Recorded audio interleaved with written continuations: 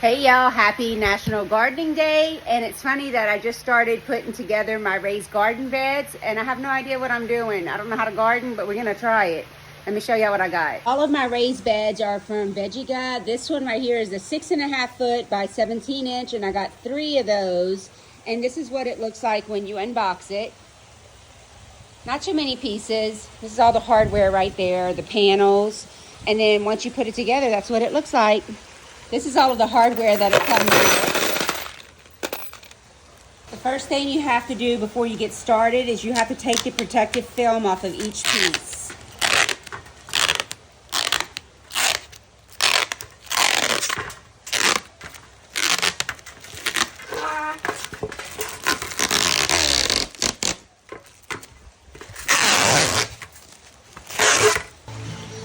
I tried to get Hannah out here to help me come take this off. I told her it was fun. She's like, no, sounds good. It's not that hard. I mean, I think it's fun.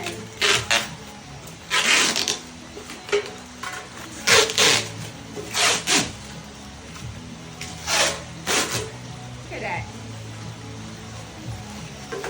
Once you're done taking all of the protective sheet off, you're going to take your panels. There's 3 of these on each side.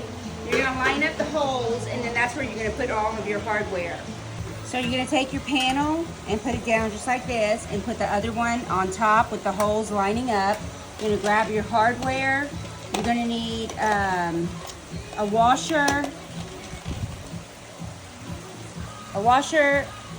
the whatever that's called, and a screw. Is that a nut? Yes, that's a nut. All right, so you're gonna take this and you're gonna go from the underside and put your screw in, just like that. And then you put your washer and then the nut. And I usually go down the line and just put them all in, and then you come in with this little tool right here and you're gonna tighten it up. And that's it. That's what you do, all the way down.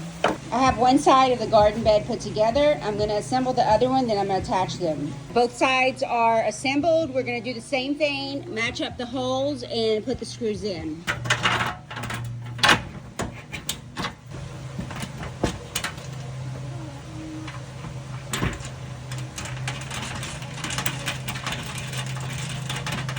Once you have the raised bed fully assembled, you're going to add in the support rods. You're going to take a nut off of each side and screw it in, just like this.